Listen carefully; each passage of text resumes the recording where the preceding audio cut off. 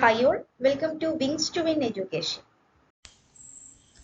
Next one, types of cost. കോസ്റ്റുകൾ എന്തെല്ലാം തരത്തിലുണ്ടെന്ന്. First one fixed cost, that is FC. The cost which don't vary with change in output. Output vary ചെയ്യുന്നതിനനുസരിച്ച് cost change ചെയ്യാത്ത കോസ്റ്റുകളാണ് fixed cost എന്ന് പറയുന്നത്. Output change ചെയ്യുന്നതിനനുസരിച്ച് കോസ്റ്റിൽ എന്ത് വരുന്നില്ല, changes വരുന്നില്ല. അത്തരത്തിലുള്ള കോസ്റ്റാണ് fixed cost.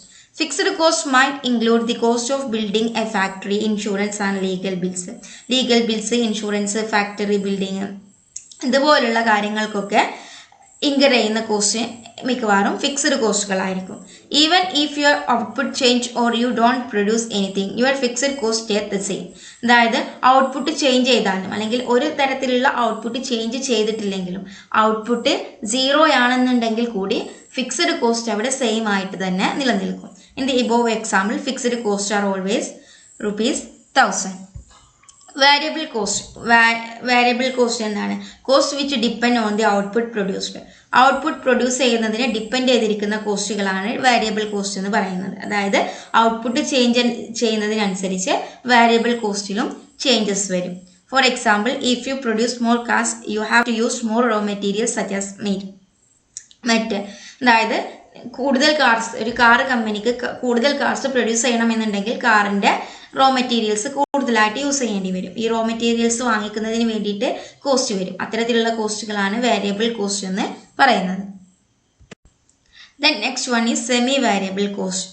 Labour might be a semi variable cost. Labour എന്ന് പറയുന്നത് ഒരു സെമി വേരിയബിൾ കോസ്റ്റ് ആണ്. If you produce more cars you need to employ more workers, this is a variable cost. കൂടുതൽ കാർസ് പ്രൊഡ്യൂസ് ചെയ്യണമെന്നുണ്ടെങ്കിൽ കൂടുതൽ എംപ്ലോയീസിനെയും ജോലിക്ക് വെക്കേണ്ടതായിട്ട് വരും. അത് ഇവിടെ ലേബറിന്റെ വേജ് എന്ന് പറയുന്നത് ഒരു വേരിയബിൾ കോസ്റ്റ് ആയിട്ടാണ് മാറുന്നത്. However, even if you don't produce any cars, you may still need some workers to look after an empty factory. Total cost is equal to fixed cost plus variable cost. Total cost എന്ന് പറയുന്നത് എന്താണ്?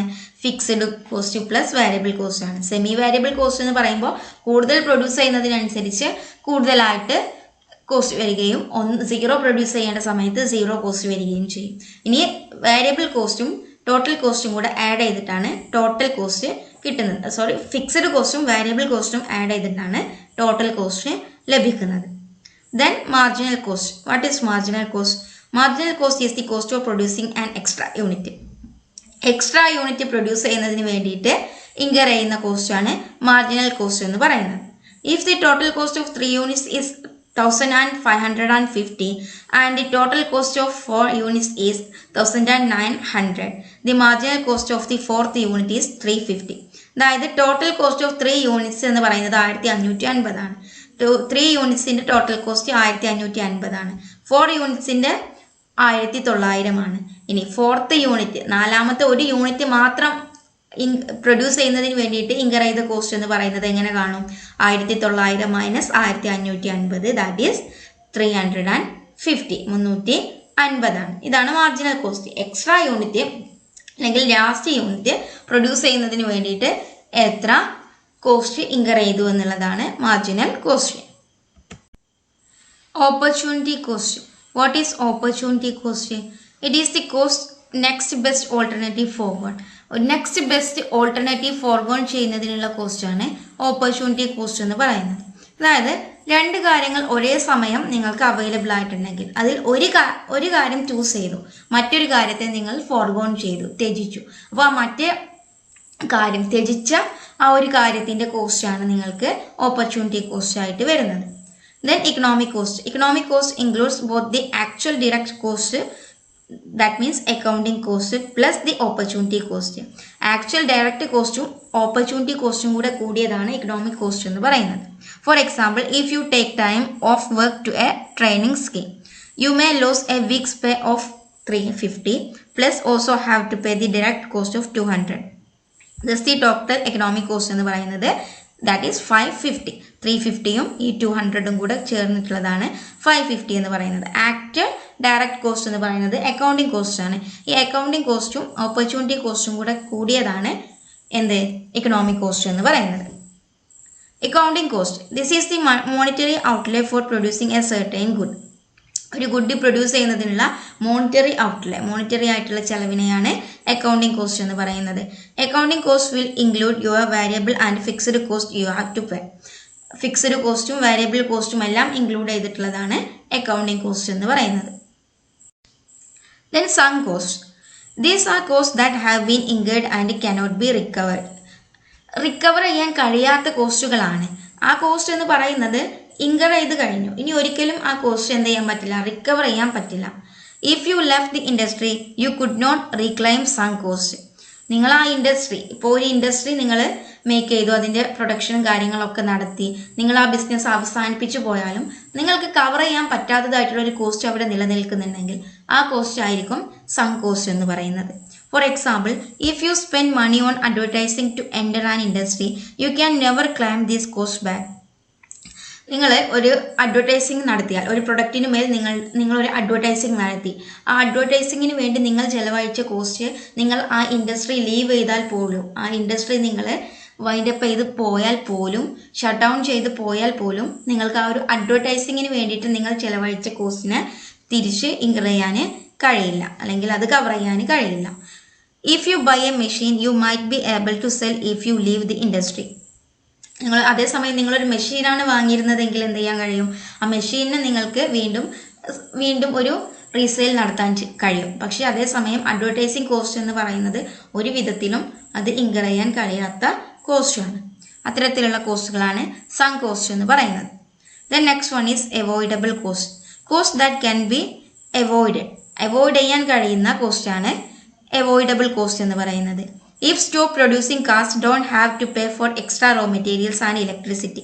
അതായത് ഇപ്പം don't have to pay എന്നുള്ളതായിട്ട് വരും അവിടെ.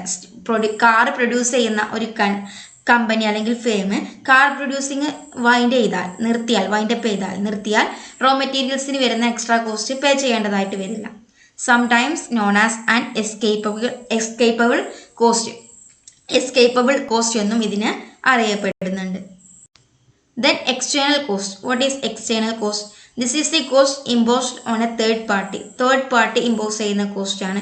For example, if you smoke, some people may suffer from passive smoking. That is the external cost. നിങ്ങൾ smoke ചെയ്യുകയാണെന്നുണ്ടെങ്കിൽ ഒരു തേർഡ് പാർട്ടിക്ക് എന്ത് ചെയ്യാൻ പറ്റും, അതിന് മേൽ ക്ലെയിം ചെയ്തിട്ട് ആ ഒരു കോസ്റ്റ് കവർ ചെയ്യാനായിട്ട് സാധിക്കും.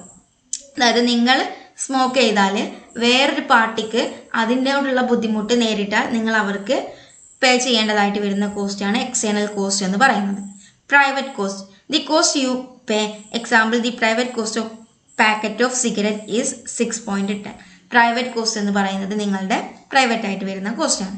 Then social marginal cost. The total cost of the society of producing one extra unit. Extra unit produce ചെയ്യുന്ന സമയത്ത് സൊസൈറ്റിക്ക് വരുന്ന കോസ്റ്റാണ് സോഷ്യൽ മാർജിനൽ കോസ്റ്റ് എന്ന് പറയുന്നത്.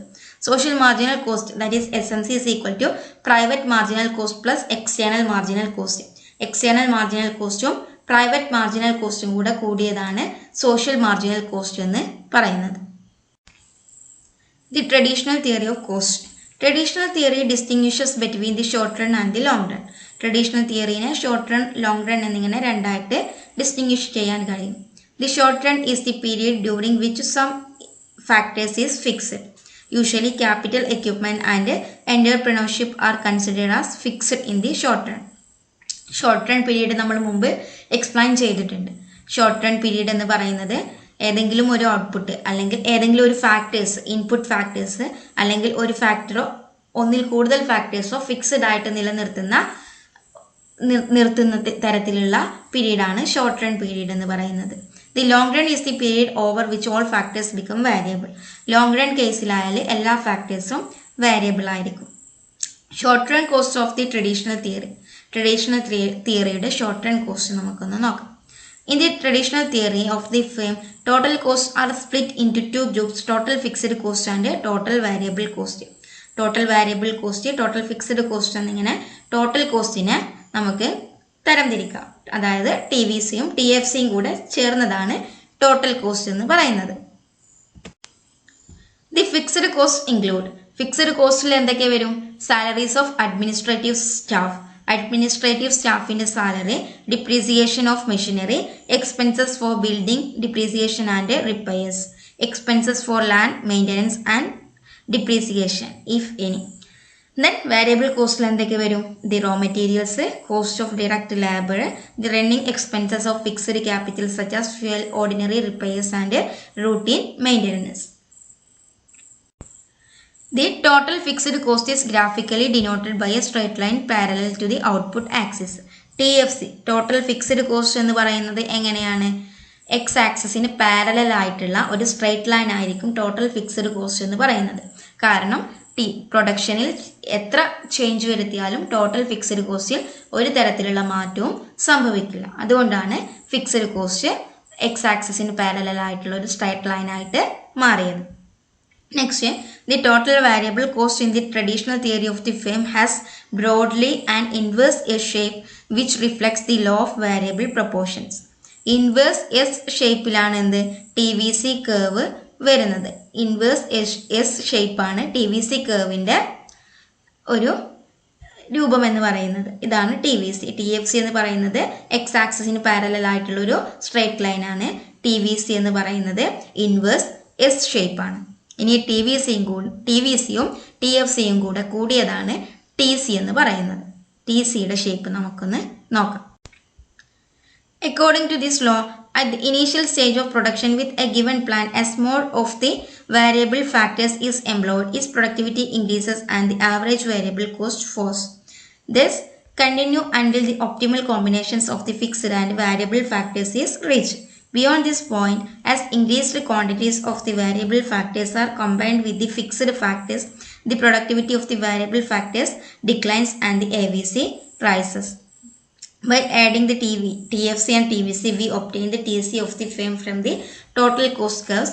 We obtain average cost curves. The TFC എന്ന് പറയുന്നത് എക്സ് ആക്സിസിന് പാരലൽ ആയിട്ടുള്ള സ്ട്രൈറ്റ് ലൈൻ ആണ്. TVC എന്ന് പറയുന്നത് ഒറിജിനിൽ നിന്നും സ്റ്റാർട്ട് ചെയ്യുന്ന ഒരു ഇൻവേഴ്സ്ഡ് എസ് ഷേപ്പ് ആണ്. TC എന്ന് പറയുന്നത് TFCയിൽ നിന്നുമാണ് ഒറിജിൻ ചെയ്യുന്നത്. TCയുടെ ഉത്ഭവം എന്ന് പറയുന്നത് TFCയിൽ നിന്നുമാണ്. TFC എവിടെയാണോ തുടങ്ങുന്നത് അവിടെ നിന്നായിരിക്കും TCയും തുടങ്ങുന്നത്.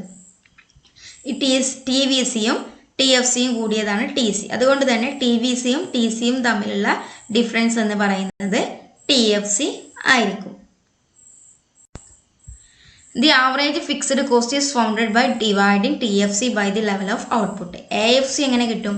TFCനെ X കൊണ്ട് ക്വാണ്ടിറ്റി കൊണ്ട് ഡിവൈഡ് ചെയ്താൽ നമുക്ക് AFC കിട്ടും. AFC is equal to TFC divided by X.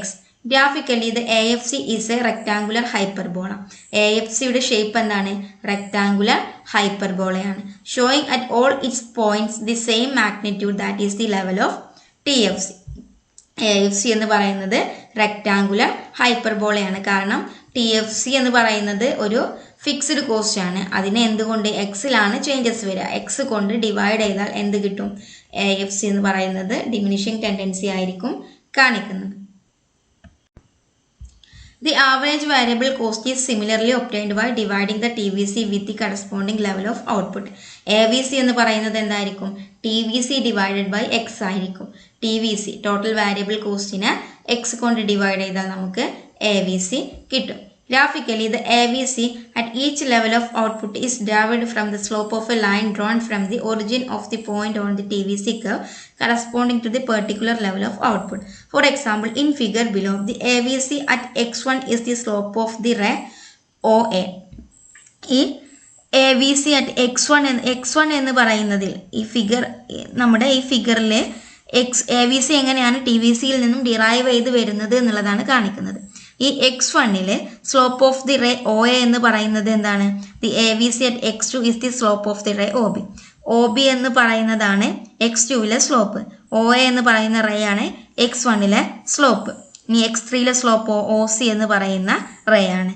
x4ലെ slope OD എന്ന് പറയുന്ന റേ ആണ്. It is clear from the figure that the slope of a ray through the origin declines continuously until the ray becomes tangent to the TVC curve at C. അല്ലേ? ഈ ഒരു OA, OB, OC ഇവിടെ ഇങ്ങനെ പോയിന്റിലേക്ക് പോകും തോറും slope എന്ന് പറയുന്നത് എന്താണ്? കണ്ടിന്യൂസ്ലി ഡിക്ലൈൻ ആണ്. To the right of this point, the slope of the rays through the origin start increasing. Right of this point, സിയുടെ റൈറ്റിലേക്ക് എന്താണ് സ്ലോപ്പ് എന്ന് പറയുന്നത് ഇൻക്രീസിങ് ടെൻഡൻസി കാണിക്കുന്നുണ്ട്. ഇവിടെ ഡിക്രീസിങ് ആണെങ്കിൽ ഇവിടെ ഇൻക്രീസിങ് ടെൻഡൻസി കാണിക്കുന്നുണ്ട്. Thus, the SAVC, short run average variable cost curves, falls initially as the productivity of the variable factors increases, reaches a minimum when the plant is operated optimally with the optimal combination of fixed and variable costs or factors and rises beyond that point. അതുകൊണ്ട് തന്നെ ആദ്യം initially എന്ത് ചെയ്യും, AVC, average variable cost, short run average variable cost എന്ന് പറയുന്നത് declining tendency കാണിക്കും. എന്നിട്ട് ഒരു മിനിമം ലെവലിലെത്തും. അതിനുശേഷം എന്ത് ചെയ്യും, AVC ഇൻക്രീസിങ് ആയിരിക്കും കാണിക്കുന്നത്. അതുകൊണ്ട് AVC എന്ന് പറയുന്നത് ഒരു യു ഷേപ്പാണ് കാണിക്കുന്നത്. AVC ആദ്യം ഡിക്ലൈനിങ് ടെൻഡൻസി കാണിക്കുന്നു, ഒരു മിനിമം ലെവലിലെത്തുന്നു, പിന്നീട് ഇൻക്രീസിങ് ടെൻഡൻസി കാണിക്കുന്നു. The ATC is obtained by dividing the TC by the corresponding level of output TC. TC എന്ന് പറയുന്നത് എങ്ങനെയാണ് കാണുന്നത്, TCനെ ടോട്ടൽ കോസ്റ്റിനെ എക്സ് കൊണ്ട് ഡിവൈഡ് ചെയ്താൽ നമുക്ക് എന്ത് കിട്ടും, ടോട്ടൽ ആവറേജ് ടോട്ടൽ കോസ്റ്റ് കിട്ടും. ATC എന്ന് പറയുന്നത് കിട്ടും. ATC is equal to TC divided by X, അല്ലെങ്കിൽ TFC plus TVC എന്ന് പറയുന്നതാണ് TC, അത് divided by X. AFC plus AVC, AFCയും AVCയും കൂടെ കൂടിയതാണ് ആവറേജ് ടോട്ടൽ കോസ്റ്റ് എന്ന് പറയുന്നത്. അങ്ങനെ 3 വിധത്തിൽ നമുക്ക് TC കാണാനാവും. Graphically the ATC curve is derived in the same way as the SAVC. SAVC derive ചെയ്ത പോലെ തന്നെയാണ് എന്തും ഡിറൈവ് ചെയ്യുന്നത്, TCയും ഡിറൈവ് ചെയ്യുന്നത്. The shape of the ATC is similar to that of the AVC, both being U-shaped. AVC U-shaped ആയിരുന്നു, അതുപോലെ തന്നെയാണ്, അതിന് സിമിലർ ആയിട്ടുള്ള ഷേപ്പ് തന്നെയാണ് ആവറേജ് ടോട്ടൽ കോസ്റ്റിനും ഉള്ളത്. Initially, the average total cost declines. It reaches minimum at the level of optimal operation of the plant and subsequently rises again. ആദ്യം എന്ത് ചെയ്യും, ATC average total cost diminishing tendency കാണിക്കും, എന്നിട്ട് ഒരു minimum പോയിന്റിലെത്തും. അതിനുശേഷം ATC increasing ചെയ്യും. The U shape of both the AVC and ATC reflects the law of variable proportion or law of eventually decreasing returns to the variable factors of production. AVCക്കും ATCക്കും U shape വരുന്നതിനുള്ള കാരണം എന്താണ്, law of variable proportion ആണ്. The marginal cost is defined as the change in TC which results from a unit change in output. ഔട്ട്പുട്ടിൽ ഒരു unit change ചെയ്താൽ TCയിൽ എത്ര change വരും എന്നുള്ളതാണ് marginal cost കാണിക്കുന്നത്. Mathematically, marginal cost is the first derivative of the TC function. Mathematically പറയുകയാണെന്നുണ്ടെങ്കിൽ TC ഫംഗ്ഷന്റെ first derivative ആണ് MC എന്ന് പറയുന്നത്. Denoting total cost by C and output by X, we have MC is equal to dou C divided by dou X. Total കോസ്റ്റിന്റെ first derivation ആണ് dou C divided by dou X എന്ന് പറയുന്നത്. Graphically, the MC is the slope of the TC curve. Graphically represent ചെയ്യുമ്പോൾ TC എന്ന് പറയുന്നത് MC എന്ന് പറയുന്നത് TC curveന്റെ slope ആണ്. The slope of a curve at any one of its points is the slope of the tangent at that point. With an inverse S shape of the TC, the MC curve will be U-shaped.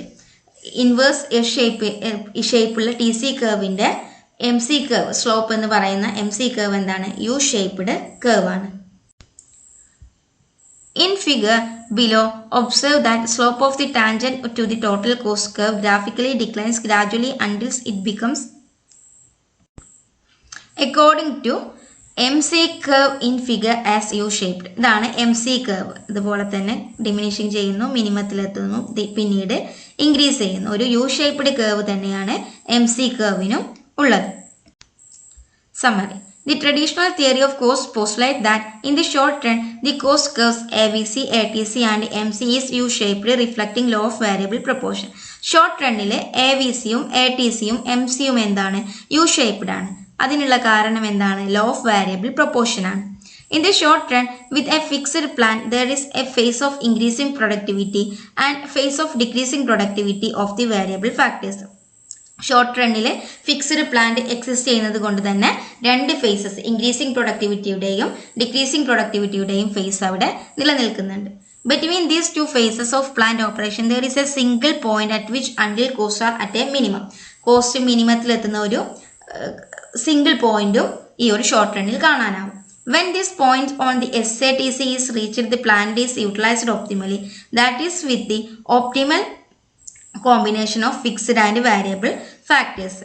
SATC minimum എത്തുക എന്ന് പറയുമ്പോൾ അവിടെ fixed ഫാക്ടേഴ്സിൻ്റെയും variable ഫാക്ടേഴ്സിൻ്റെയും ഒരു optimal combination നടന്നു എന്നുള്ളതാണ് meaning. Next, the relationship between ATC and AVC, average total കോസ്റ്റും average variable കോസ്റ്റും തമ്മിലുള്ള റിലേഷൻ എന്താണെന്ന് നോക്കാം. The AVC is A part of the ATC given ATC is equal to AFC plus AVC. Both AVC and ATC are U-shaped, reflecting the law of variable proportion. However, the minimum point of the ATC occurs to the right of the minimum point of the AVC. ഇതാണ് SAVC, AVC എന്ന് പറയുന്നത്. ഇതാണ് ATC. രണ്ടും same. ഇതിൻ്റെ similarity എന്ന് പറയുന്നത് AVCയുടെയും ATCയുടെയും similarity എന്ന് പറയുന്നത് രണ്ടും U-shaped ആണ് എന്നുള്ളതാണ്. രണ്ടും തമ്മിലുള്ള മെയിൻ ഡിഫറൻസ് എന്ന് പറയുന്നത് മിനിമം പോയിന്റ്, AVCയുടെ മിനിമം പോയിന്റ് ആണ് ആദ്യം സംഭവിക്കുന്നത്. അതിനുശേഷമാണ് ACയുടെ അല്ലെങ്കിൽ ATCയുടെ മിനിമം പോയിന്റ് സംഭവിക്കുന്നത്. അതുകൊണ്ട് തന്നെ മിനിമം പോയിന്റ് ഓഫ് AC AVCയുടെ മിനിമം പോയിന്റിന്റെ റൈറ്റിലായിരിക്കും. അതായത് AVCയുടെ മിനിമം പോയിന്റിന്റെ റൈറ്റിലായിരിക്കും ACയുടെ മിനിമം പോയിന്റ് എക്സിസ്റ്റ് ചെയ്യുന്നത്. This is due to the fact that ATC includes AFC and the latter flows continuously with the increase in output. അതിന് കാരണം ഈ ഒരു AVCയുടെ റൈറ്റിലാണ് ACയുടെ മിനിമം പോയിന്റ് വരുന്നത് എന്നുള്ളതിനുള്ള കാരണം എന്താണ്? AC എന്ന് പറയുന്നത് AVC പ്ലസ് AFC ആണ്. അതുകൊണ്ടാണ് മിനിമം പോയിന്റ് ACയുടെ കുറച്ചും കൂടെ മുകളിലായിരിക്കുമെന്ന് പറയുന്നത്. After the AVC has reached its lowest point and starts rising, its rise is over a certain range offset by the fall in the AFC so that the ATC continues to fall despite the increase in AVC. ഈ ഒരു AVC മിനിമത്തിൽ എത്തിയതിന് ശേഷം എന്ത് സംഭവിക്കുന്നു? വളരെ പെട്ടെന്ന് തന്നെ increase സംഭവിക്കുന്നു. അതുകൊണ്ട് തന്നെ ഈ മിനിമം, ഈ ഒരു കുറഞ്ഞു വരുന്ന AFCയും AVCയും കൂടെ കൂടുമ്പോൾ ACയും ഇൻക്രീസ് ചെയ്യുന്നു. However, the rise in AVC eventually become greater than the fall in the AFC so that the AC start increasing. AFC follow ചെയ്യുന്നതിനേക്കാൾ കൂടുതലായിട്ട് AC എന്ത് ചെയ്യുന്നുണ്ട്? മിനിമം പോയിന്റിന് ശേഷം ഇൻക്രീസ് ചെയ്യുന്നുണ്ട്. അതുകൊണ്ടാണ് AC ടോട്ടൽ കോസ്റ്റ് ഇൻക്രീസ് ചെയ്ത് വരുന്നത്. The AVC approaches the ATC asymptotically as X increases. In figure, the minimum AVC is reached at X1 while the ATC is at its minimum at X2. Between X1 and X2, the fall in AFC more than offset the rise in AVC so that the ATC continues to fall. Beyond X2, the increase in AVC is not offset by the fall in AFC so that ATC rises. അതായത് ഈ ഒരു minimum പോയിന്റിന് ശേഷം X1 എന്നുള്ള പോയിന്റിൽ AVC മിനിമത്തിലെത്തുന്നു, X2 എന്നുള്ള പോയിന്റിൽ ATC മിനിമത്തിലെത്തുന്നു. ഈ AVC X1 പോയിന്റ് വരെ AFCയുടെ ഡിക്രീസിങ് എന്ന് പറയുന്നത് AVCയുടെ ഡിക്രീസിങ്ങിനേക്കാൾ കൂടുതലാണ്. പക്ഷെ അതുകൊണ്ട് തന്നെ ഈ ഒരു ഡിക്രീസിങ്ങിനെ ഇത് ഓഫ്സെറ്റ് ചെയ്യുന്നു. ഇനി ഈ ഒരു മിനിമം പോയിന്റിന് ശേഷം AVCയുടെ മിനിമം പോയിന്റിന് ശേഷം AVC എന്ത് ചെയ്യുന്നു? ഇൻക്രീസിങ് ചെയ്യുന്നു. അപ്പോഴും AFC എന്ന് പറയുന്നത് ഡിക്രീസിങ് തന്നെയാണ് ചെയ്യുന്നത്. പക്ഷെ ഈ ഡിക്രീസിങ് ചെയ്യുന്നതിനേക്കാൾ കൂടുതലായിട്ട് AVC ഇൻക്രീസ് ചെയ്യുന്നത് കൊണ്ട് പിന്നീട് അങ്ങോട്ട് AC എന്ത് ചെയ്യുന്നു? ഇൻക്രീസ് ചെയ്യുന്നു. X1 to X2 എന്ന് പറയുന്ന പോയിന്റിൽ വരെയാണ് AC, X2 മുതലാണ് AC ഇൻക്രീസ് ചെയ്യുന്നത്. അതുവരെ AC ഡിക്രീസ് ചെയ്യുകയാണ് ചെയ്യുന്നത്, കുറയുക തന്നെയാണ് ചെയ്യുന്നത്. അതിന് കാരണം X1 to X2 എന്ന് വരെയുള്ള ഈ പോയിന്റിൽ AVC ഇൻക്രീസ് ചെയ്യുന്നുണ്ട്, പക്ഷെ AFC എന്ന് പറയുന്നത് ഡിക്രീസ് ചെയ്യുകയാണ്. ഈ ഒരു പോയിന്റിൽ AFC ഡിക്രീസ് ചെയ്യുന്നതാണ് കൂടുതൽ. AVC ഇൻക്രീസ് ചെയ്യുന്നതിനേക്കാൾ കൂടുതൽ AFC ഡിക്രീസ് ചെയ്യുന്നു. അതായത് ഈ ഇൻക്രീസിങ്ങിനെ ഈ AFCയുടെ ഡിക്രീസിങ് ഓഫ്സെറ്റ് ചെയ്യുന്നു. അതുകൊണ്ടാണ് ഇത്രയും പോയിന്റ് ഈ ഒരു X2 വരെ AC ഡിക്രീസ് ചെയ്യാൻ കാരണം.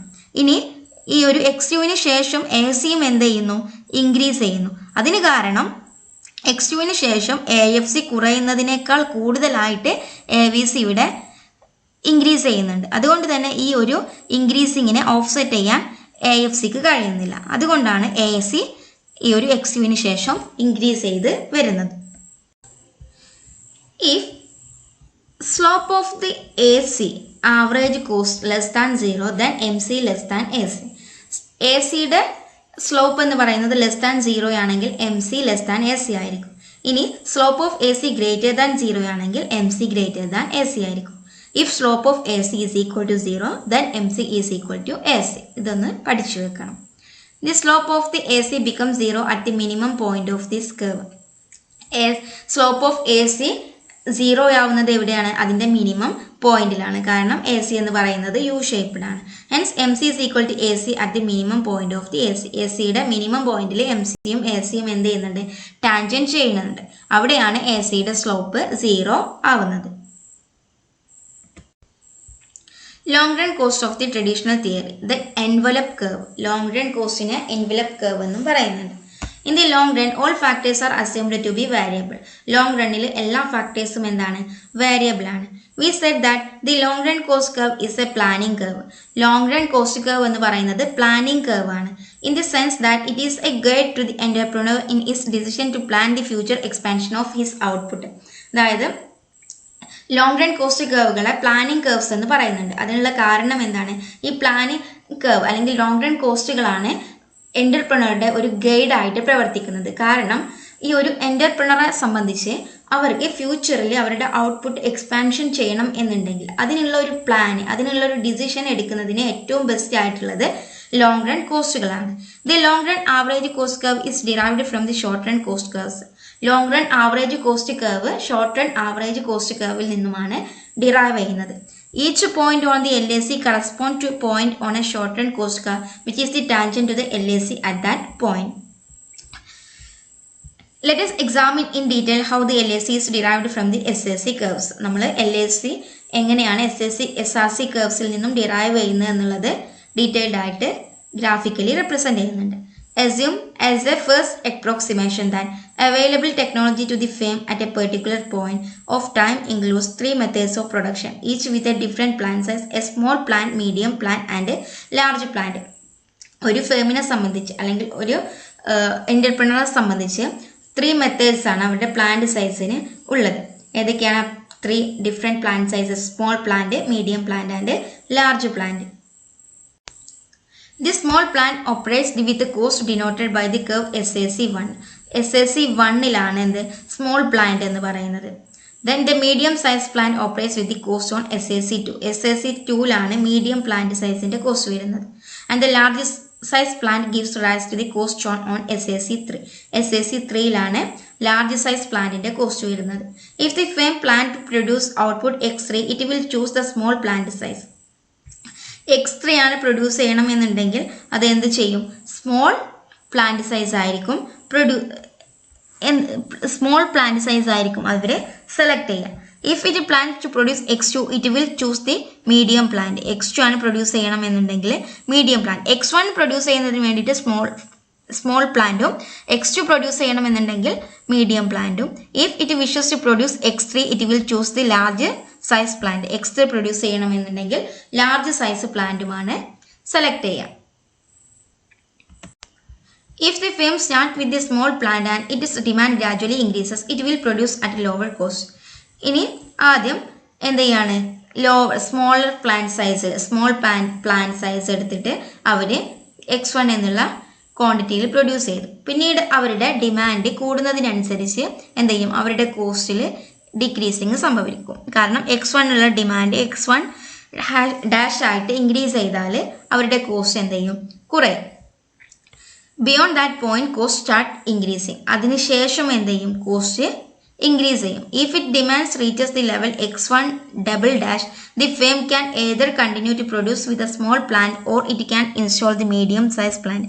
ഇനി X1 ഡബിൾ ഡാഷ് ആയിട്ട് ഡബിൾ ഡാഷ് ആയിട്ട് ഡിമാൻഡ് ഇൻക്രീസ് ചെയ്താൽ പ്രൊഡക്ഷൻ കൂട്ടേണ്ടതായിട്ട് വരും. അങ്ങനെ സ്മോൾ സൈസ് തന്നെയാണ് ആ പ്ലാന്റ് സെലക്ട് ചെയ്യുന്നത് എന്നുണ്ടെങ്കിൽ എന്തായിരിക്കും? കോസ്റ്റ് ഇൻക്രീസിങ് ആയിരിക്കും. അതേസമയം X1 ഡബിൾ ഡാഷ് പ്രൊഡ്യൂസ് ചെയ്യുന്നതിന് വേണ്ടിയിട്ട് മീഡിയം പ്ലാന്റും കൂടെ അവർക്ക് അഡോപ്റ്റ് ചെയ്യാവുന്നതാണ്. The decision at this point depends not on cost but on the firm's expectations about its future demand. If the firm expects that the demand will expand further than X1 double dash, it will install the medium plan, because with this plan output larger than X1 dash are produced with a lower cost. ഈ ഒരു decision, അതായത് ഈ X1 double dash എന്നുള്ള demand വന്നാൽ അവർക്ക് ഒന്നെങ്കിൽ അവർ produce ചെയ്യുന്ന ഈ ഒരു സ്മോൾ പ്ലാന്റിൽ തന്നെ ഇൻക്രീസിങ് കോസ്റ്റോട് കൂടി അവരുടെ പ്രൊഡക്ഷൻ കണ്ടിന്യൂ ചെയ്തു പോകാം. അല്ലെങ്കിൽ മറ്റൊരു ഡിസിഷൻ എന്ന് പറയുന്നത് മീഡിയം സൈസ് പ്ലാന്റിനെ അവർക്ക് അവിടെ ഇൻസ്റ്റാൾ ചെയ്യാം. ഈ ഒരു ഡിസിഷൻ എന്തിനെ ഡിപ്പെൻഡ് ചെയ്തിരിക്കും? അവരുടെ ഫ്യൂച്ചർ ഡിമാൻഡിനെ ഡിപ്പെൻഡ് ചെയ്തിരിക്കും. അവരുടെ എക്സ്പെക്ടേഷൻ ആണ്, ഫ്യൂച്ചർ ഡിമാൻഡിനെ കുറിച്ചുള്ള അവരുടെ എക്സ്പെക്ടേഷനെ ഡിപ്പെൻഡ് ചെയ്തിരിക്കും. ഇനി ഫ്യൂച്ചർ ഡിമാൻഡ് കൂടും എന്നുള്ളതാണ് അവരുടെ എക്സ്പെക്ടേഷൻ എങ്കിൽ അവർ എന്ത് ചെയ്യും? മീഡിയം സൈസ് പ്ലാന്റ് അഡോപ്റ്റ് ചെയ്യും അല്ലെങ്കിൽ ഇൻസ്റ്റാൾ ചെയ്യും. ഇനി ഫ്യൂച്ചറിൽ വലിയ ഡിമാൻഡ് ഒന്നും സംഭവിക്കില്ല, ഫ്യൂച്ചറിൽ ഡിമാൻഡ് കുറയായിരിക്കും എന്നുണ്ടെങ്കിൽ അവർക്ക് മീഡിയം സൈസ് പ്ലാന്റ് ഇൻസ്റ്റാൾ ചെയ്യുക എന്നുള്ളത് ഇതിനേക്കാളും കോസ്റ്റ്ലി ആയിട്ട് വരും. അതുകൊണ്ട് അവർ ഈ ഒരു സ്മോൾ സൈസ് പ്ലാന്റ് തന്നെ കണ്ടിന്യൂ ചെയ്ത് പോകും. Similar consideration hold for the decision of the firm when it reaches the level X2 double dash. If it expects its demand to stay constant at this level, the firm will not install the larger plant, given that it involves larger investment which is profitable only if demand expands beyond X2 double dash.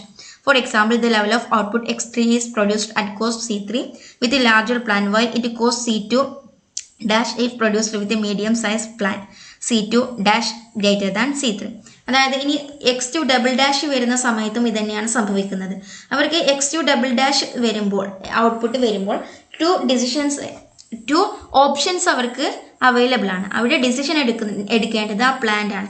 ഒന്നെങ്കിൽ ഈ medium size പ്ലാന്റിൽ തന്നെ അവർക്ക് അവരുടെ production increasing കോസ്റ്റിൽ continue ചെയ്യാം, അല്ലെങ്കിൽ മറ്റൊരു option എന്ന് പറയുന്നത് ഒരു ലോവർ കോസ്റ്റ് ലഭ്യമാവുന്ന ലാർജ് സൈസ് പ്ലാന്റ് അവിടെ ഇൻസ്റ്റാൾ ചെയ്യാം.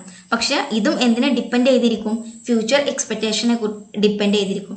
ഡിമാൻഡ് കൂടും എന്നുള്ളതാണ് എക്സ്പെക്ടേഷൻ എങ്കിൽ ലാർജ് പ്ലാന്റ് സൈസ് അഡോപ്റ്റ് ചെയ്യുകയും സ്മോളർ കോസ്റ്റിൽ അവർ ഡിക്രീസിങ് കോസ്റ്റിൽ അവർ പ്രൊഡക്ഷൻ നടത്തുകയും ചെയ്യും. ഇനി ഫ്യൂച്ചർ ഡിമാൻഡ് ഉണ്ടാവില്ല, ഫ്യൂച്ചർ ഡിമാൻഡ് കുറയാണ് സംഭവിക്കുക എന്നുണ്ടെങ്കിൽ അവരെന്ത് തന്നെ ചെയ്യും? ഈ ഒരു പ്രൊഡക്ഷൻ തന്നെ കണ്ടിന്യൂ ചെയ്തു പോകും. ഈ ഒരു പ്ലാന്റ് സൈസിൽ തന്നെ പ്രൊഡക്ഷൻ ഇൻക്രീസിങ് കോസ്റ്റിൽ കണ്ടിന്യൂ ചെയ്തു പോകും. ഇവിടെ C2 ഡാഷ് ആണ് എന്തിൽ വരുന്നത്? ഈ ഒരു കോസ്റ്റ് ഇൻക്രീസ് X3 ആയിട്ട് ഔട്ട്പുട്ട് ഇൻക്രീസ് ചെയ്താലേ എന്ത് ചെയ്യാം? ഒന്നെങ്കിൽ C2 ഡാഷ് എന്ന് പറയുന്ന ഇൻക്രീസിങ് കോസ്റ്റിൽ മീഡിയം പ്ലാന്റ് സൈസിൽ പ്രൊഡക്ഷൻ കണ്ടിന്യൂ ചെയ്തു പോവാം, അല്ലെങ്കിൽ ഈ ഒരു C3 എന്ന് പറയുന്ന ലോവസ്റ്റ് കോസ്റ്റിൽ കണ്ടിന്യൂ ചെയ്തു പോവാം. ലോവസ്റ്റ് കോസ്റ്റിൽ കണ്ടിന്യൂ ചെയ്യണമെന്നുണ്ടെങ്കിൽ ന്യൂ പ്ലാന്റ് സൈസ് അവിടെ ഇൻസ്റ്റാൾ ചെയ്യണം, അല്ലെ? ലാർജ് പ്ലാന്റ് അവിടെ ഇൻസ്റ്റാൾ ചെയ്യണം. അങ്ങനെ ഇൻസ്റ്റാൾ ചെയ്യണം എന്നുണ്ടെങ്കിൽ ഇനിയും X3യുടെ അപ്പുറത്തേക്ക് ഡിമാൻഡ് വരും എന്നുള്ള ഒരു എക്സ്പെക്ടേഷൻ ആർക്ക് വേണം? ആ ഒരു ഫാമിന് വേണം. എങ്കിൽ മാത്രമേ X3ക്ക് അപ്പുറത്തേക്ക് അവരൊരു ഡിസിഷൻ എടുക്കൂ. Now, if we relax the assumption of the existence of only 3 plants and assume that the available technology includes many plant sizes, each is suitable for a certain level of output, the points of intersection of consecutive plants which are the crucial points for the decision of whether to switch to a large plant are more numerous. ഇവിടെ നമ്മൾ 3 plant sizes ആണ് adopt ചെയ്തിട്ടുള്ളത്. ഇനി കൂടുതൽ plant സൈസസിനെ നമ്മൾ എന്ത് ചെയ്യാണ്? Assume ചെയ്യാണ്, എക്സ്റ്റെൻഡ് ചെയ്യാണ്. കൂടുതൽ പ്ലാന്റ് സൈസിലേക്ക് നമ്മുടെ നമ്മുടെ ഓപ്ഷൻസിനെ എക്സ്റ്റെൻഡ് ചെയ്യാണ്. In the limit, if we assume that there is a very large number of plants, we obtain a continuous curve which is the planning LSC curve of the firm. ഇങ്ങനെ കൂടുതൽ large number of plants അവിടെ available ആയിട്ട് വരും. ഇതിനെയെല്ലാം tangent ചെയ്യുന്ന പോയിന്റ്സിനെ നമ്മൾ tangent ചെയ്ത് വരയ്ക്കുമ്പോൾ നമുക്ക് LAC എന്ന് പറഞ്ഞിട്ടുള്ള ഒരു കർവ് ലഭ്യമാവും. Each point of this curve shows the minimum cost of producing the corresponding level of output. ഈ LACയുടെ എല്ലാ പോയിന്റ്സും കാണിക്കുന്നത് എന്താണ്? മിനിമം കോസ്റ്റ് ആണ് കാണിക്കുന്നത്. ഒരു ഔട്ട്പുട്ട് പ്രൊഡ്യൂസ് ചെയ്യുന്നതിനുള്ള മിനിമം കോസ്റ്റ് ആണ് ഈ ഒരു LACയുടെ പോയിന്റ്സ് കാണിക്കുന്നത്. The LAC curve is the locus of points denoting the least cost producing the corresponding output. Corresponding output produce ചെയ്യുന്നതിനുള്ള ലീസ്റ്റ് കോസ്റ്റ് കോമ്പിനേഷനെ ടാൻജൻ ചെയ്ത് വരക്കുന്ന, ലോക്കസ് ചെയ്ത് വരക്കുന്ന കർവാണ് LAC എന്ന് പറയുന്നത്. നമ്മൾ ഒരുപാട് ഷോർട്ട് റൺ കോസ്റ്റ് കർവുകൾ കണ്ടു. ഈ ഷോർട്ട് റൺ കോസ്റ്റ് കർവുകളിൽ എഫിഷ്യൻ്റ് ആയിട്ടുള്ള പോയിന്റ്സിനെ, മിനിമം കോസ്റ്റിനെ ടാൻജൻ ചെയ്ത് വരക്കുന്ന പോയിന്റ്സ് ആണ് LAC curve എന്ന് പറയുന്നത്. It is a planning curve because on the basis of this curve, the firm decides what plan to set up in order to produce optimally the expected level of output. നമ്മൾ ഇതിനെ planning curve, LACനെ മെയിനായിട്ട് planning curve എന്ന് പറയുന്നതിനുള്ള കാരണം ഇതാണ്. നമ്മൾ നേരത്തെ 3 plant സൈസിൽ കണ്ടു. 2 ഓപ്ഷൻസ് അവിടെ ലഭ്യമാണ്. പ്ലാന്റ് സൈസ് മാറ്റേണ്ടതും മാറ്റേണ്ടതാത്തതും. അത്തരത്തിലുള്ള ഒരു പ്ലാനിങ് നടത്തേണ്ടത് ആ ഫേമാണ്. അത്തരത്തിലുള്ള ഒരു പ്ലാനിങ്, ലോങ് ടൈം പ്ലാനിങ് നടത്തുന്ന ഒരു പോയിന്റുകളെ ടാൻജൻ ചെയ്ത് വരക്കുന്ന, ലോക്കസ് ചെയ്ത് വരക്കുന്ന പോയിന്റ് ആയതുകൊണ്ട് തന്നെയാണ് LACനെ പ്ലാനിങ് കർവ് എന്ന് പറയുന്നത്. The firm chooses the short run plan which allows it produce anticipated output at the least possible cost. In the traditional theory of the firm, LAC curve is U-shaped and it is often called the envelope curve because it envelops the SRC curves. SRC curvesനെ envelope ചെയ്ത് വരക്കുന്നത് കൊണ്ട് തന്നെ ഇതിനെ envelopes curve എന്ന് പറയുന്നുണ്ട്. നമുക്കറിയാം LAC, ഇത് ഈ കാണുന്ന ഒരുപാട് SAC കർവുകൾ ഇവിടെ കാണുന്നുണ്ട്. ഈ SAC കർവുകളെ ടാൻജൻ ചെയ്ത് വരക്കുന്നതാണ് LAC എന്ന് പറയുന്നത്. ഈ ഫസ്റ്റ് പോർഷനിലെല്ലാം ഇതുവരെ ഈ XM അല്ലെങ്കിൽ M എന്ന് പറയുന്ന പോയിന്റ് വരെ SACയുടെ ഡിക്രീസിങ് പോർഷനിലാണ് LAC ടാൻജൻ ചെയ്യുന്നത്. ഈ M എന്ന് പറയുന്ന പോയിന്റിൽ SACയുടെ മിനിമം പോയിന്റിലാണ് LAC ലോക്കസ് ചെയ്യുന്നത്. ഇനി എമ്മിന് ശേഷം SACയുടെ ഇൻക്രീസിങ് പോർഷനിലാണ് LAC ടാൻജൻ ചെയ്യുന്നത്. ഇങ്ങനെ ഇത്തരത്തിൽ SACയുടെ പോയിന്റ്സിനെ ലോക്കസ് ചെയ്ത് വരക്കുന്നത് കൊണ്ടാണ് ഇതിനെ എൻവലപ്പ് കർവ് എന്നും പ്ലാനിങ് കർവ് എന്നും ഒക്കെ പറയുന്നത്. LAC എന്ന് പറയുന്നത് ഒരു U-ഷേപ്പ്ഡ് കർവ് ആണ്. U-ഷേപ്പ് ഓഫ് ദി LAC കർവിന് U-ഷേപ്പ് വരുന്നതിനുള്ള കാരണം, this shape reflects the law of return to scale. Law of return to scale ആണ് U-shape of the LACക്ക് കാരണം. According to these laws, the unit cost of production decreases as plant size increases. Plant size increase ചെയ്യും തോറും എന്ത് ചെയ്യും? Cost of production decrease ചെയ്യും. അതിൻ്റെ കാരണം എന്താണ്? നമ്മൾ നേരത്തെ ഡിസ്കസ് ചെയ്തിട്ടുള്ള economies of scale. Large plant സൈസിൽ പ്രൊഡക്ഷൻ നടത്തും തോറും ഇക്കോണമീസ് ഓഫ് സ്കെയിൽ സംഭവിക്കുകയും അത് കാരണം കോസ്റ്റ് ഓഫ് പ്രൊഡക്ഷനെ ഡിക്രീസ് ചെയ്യുകയും ചെയ്യും. The traditional theory of the firm assumes that economies of scale exist only up to a certain size of plant. Certain size of plant വരെയാണ് economies of scale എന്ത് ചെയ്യുക? Exist ചെയ്യുക. If the plant increases further than this optimum size, ഒരു optimum സൈസിന് ശേഷവും ഈ ഒരു plant increase ചെയ്യുകയാണെന്നുണ്ടെങ്കിൽ പിന്നെ സംഭവിക്കുന്നത് ഡിസ്എക്കണോമീസ് ഓഫ് സ്കെയിൽ ആയിരിക്കും. കാരണം അവിടെ മാനേജീരിയൽ ഇൻഎഫിഷ്യൻസീസ് വരാൻ ചാൻസ് ഉണ്ട്. It is argued that managers are overworked and the decision making processes become less efficient. വീണ്ടും പ്ലാന്റ് സൈസ് ഇൻക്രീസ് ചെയ്യും തോറും, ഒപ്റ്റിമം ലെവലിന് ശേഷവും പ്ലാന്റ് സൈസ് ഇൻക്രീസ് ചെയ്യും തോറും എന്ത് ചെയ്യും? ഡിസിഷൻ മേക്കിംഗ് പ്രോസസ്സ് ഇൻഎഫിഷ്യൻ്റ് ആവുകയും മാനേജേഴ്സിന് ഓവർവർക്ക് വരികയും അങ്ങനെ ഡിസ്എക്കണോമീസ് ഓഫ് സ്കെയിൽ വരാനുള്ള ചാൻസ് കൂടുതലാണ്.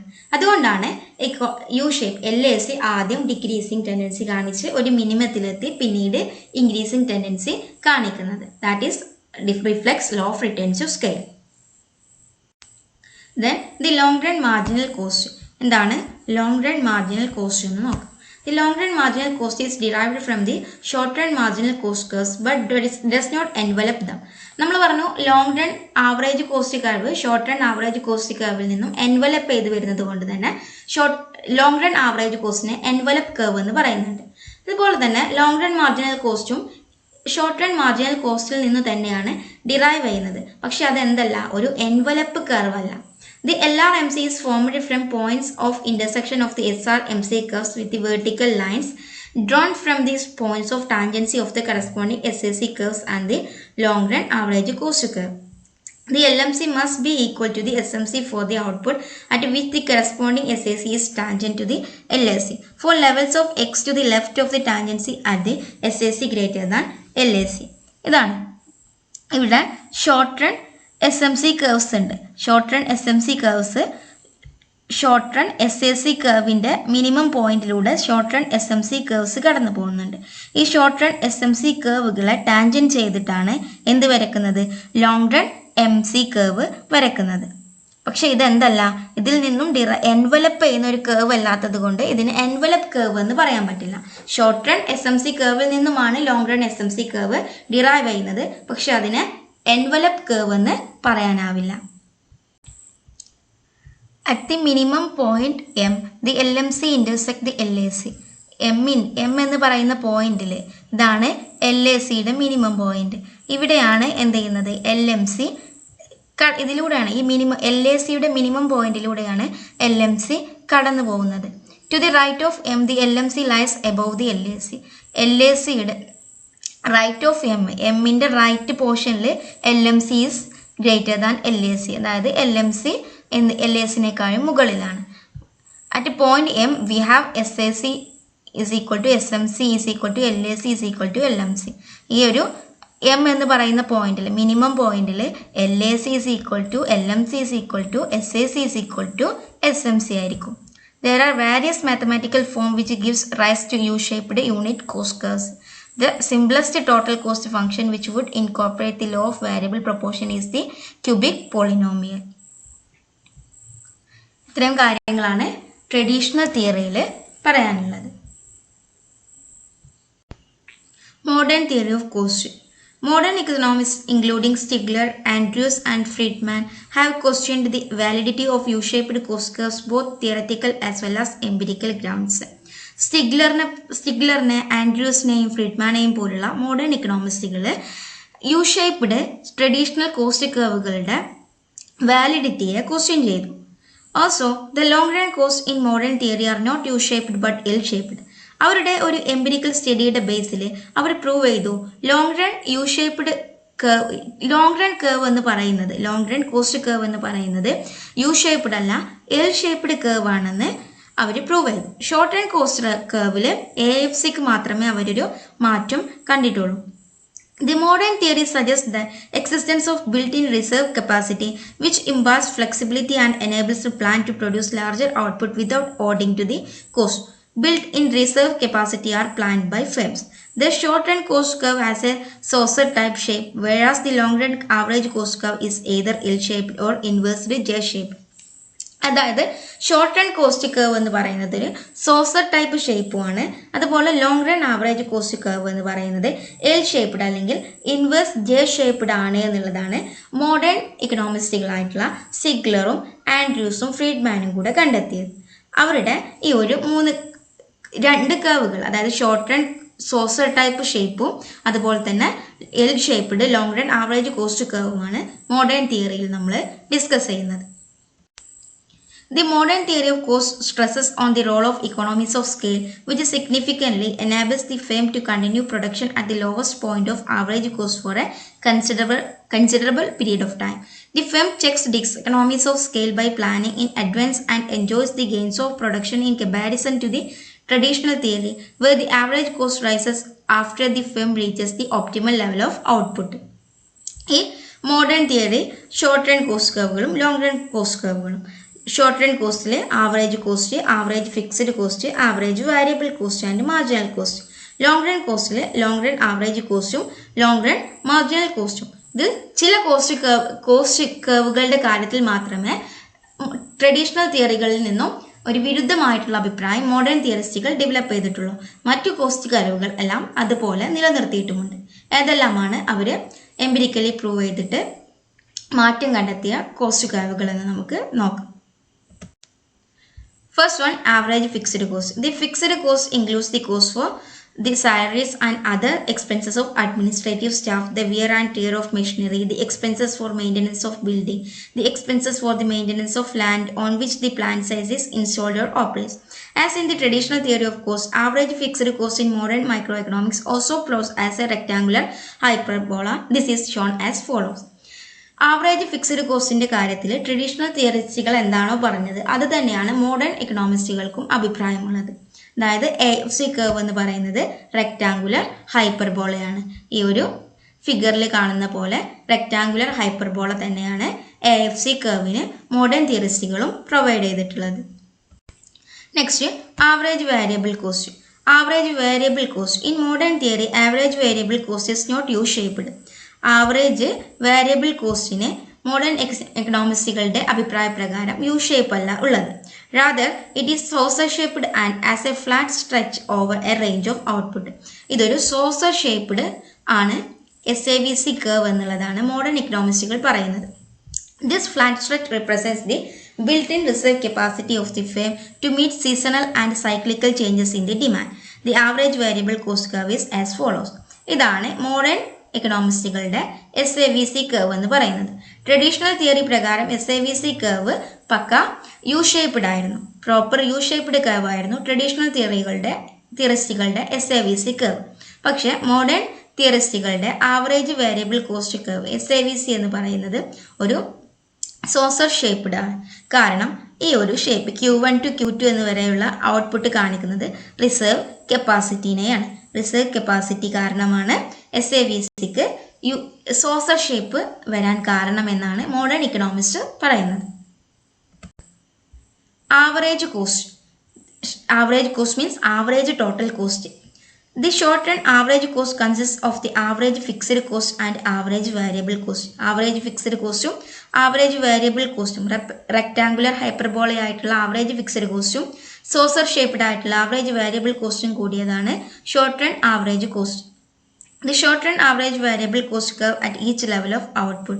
The smooth and continuous fall in the average cost curve is due to the fact that the AFC curve is a rectangular hyperbola and the AVC curve first falls and then becomes horizontal within the range of reserve capacity. അല്ലേ, നമ്മുടെ reserve capacity included ആയിട്ടുള്ള saucer shaped average variable cost എങ്ങനെ കണ്ടു? ആദ്യം decreasing cost, then constant ആയിട്ട് പോകുന്നു, then increasing cost ആണ്. അതും AFC കോസ്റ്റ് എന്ന് പറയുന്നത് കണ്ടിന്യൂസ്ലി ഡിക്ലൈൻ ചെയ്യുന്ന ഒരു AFC curve rectangular hyperbola shaped ആണ്. ഇത് രണ്ടും കൂടിയതാണ് AC എന്ന് പറയുന്നത്. ഈ ഒരു AC കർവിന് എന്ത് ഷേപ്പാണുള്ളത്? AC കർവ് ആദ്യം ഡിക്രീസിങ് ചെയ്യുന്നു, ഒരു മിനിമം ലെവലിലെത്തുന്നു, ശേഷം ഇൻക്രീസിങ് സംഭവിക്കുന്നു. Then long run average cost. Long run average cost എന്ന് പറയുന്നത് മോഡേൺ തിയറിസ്റ്റുകളുടെ പ്രകാരം ഒരു L ഷേപ്പ്ഡ് അല്ലെങ്കിൽ ഇൻവേഴ്സ് J ഷേപ്പ്ഡ് ആണ്. ട്രഡീഷണൽ തിയറിസ്റ്റുകളുടെ പ്രകാരം LAC എന്ന് പറയുന്നത് ഒരു എൻവലപ്പ് കർവ് ആയിരുന്നു. മാത്രമല്ല അതൊരു യു ഷേപ്പ്ഡ് കർവ് ആയിരുന്നു. Modern economists divide long run cost into production cost and managerial cost. In the long run, all costs are variable and they given rise to a long run average cost curve which is roughly L-shaped. Modern എക്കണോമിസ്റ്റുകൾ പ്രകാരം long run average cost എന്ന് പറയുന്നത് managerial കോസ്റ്റും production കോസ്റ്റും കൂടെ include ചെയ്തിട്ടുള്ളതാണ്. അതുകൊണ്ട് ഇത് എൽ ഷേപ്ഡ് കർവ് ആയിട്ടാണ് വരുന്നത്. This curve rapidly slopes downwards in the beginning but later remains flat or slopes generally downward at the right hand cost. The long run average cost curve is as follows. ആദ്യം ഇത് എന്ത് ചെയ്യും? LAC എന്ന് പറയുന്ന curve ആദ്യം continuously decline ചെയ്യും, പിന്നീട് ഒന്ന് ഷാർപ്പായിട്ട് അവിടെ നിലനിൽക്കും. ഇതാണ് LAC കർവ്, അതായത് എൽ ഷേപ്പ്ഡോ ഇൻവേഴ്സ്ലി J ഷേപ്പ്ഡ് കർവ് ആണ് long run average cost. The long run average cost curves has two main features. Long run average cost കർവിന് മോഡേൺ ഇക്കണോമിസ്റ്റുകളുടെ അഭിപ്രായത്തിൽ 2 ഫീച്ചേഴ്സ് ആണുള്ളത്. It does not rise at a very large scale of output. Large scale output വരുന്ന സമയത്ത് ഇത് എന്ത് ചെയ്യുന്നില്ല? Rice ചെയ്യുന്നില്ല.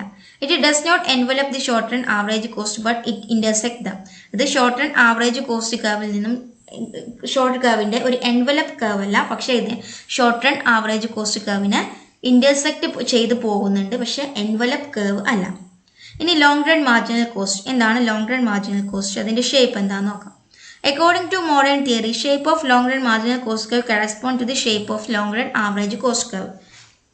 Long run average cost curve പോലെ തന്നെയാണ് ലോങ് റൺ മാർജിനൽ കോസ്റ്റ് കർവും എന്നുള്ളതാണ് മോഡേൺ ഇക്കണോമിസ്റ്റുകൾ പറയുന്നത്. LMCയും എന്തല്ല? യു ഷേപ്പ്ഡ് അല്ല. The given figure shows that when LAC is L-shaped and LAC curve is falling, then LMC curve will also be falling and its falling portion will be below the falling portion of LAC curve. LAC curve എന്ന് പറയുന്നത് falling ആണ്, അതുപോലെ തന്നെ LMC കർവും falling ആണ്. LACക്ക് below ആയിട്ടാണ് LMC curve വരുന്നത്. Thank you for watching.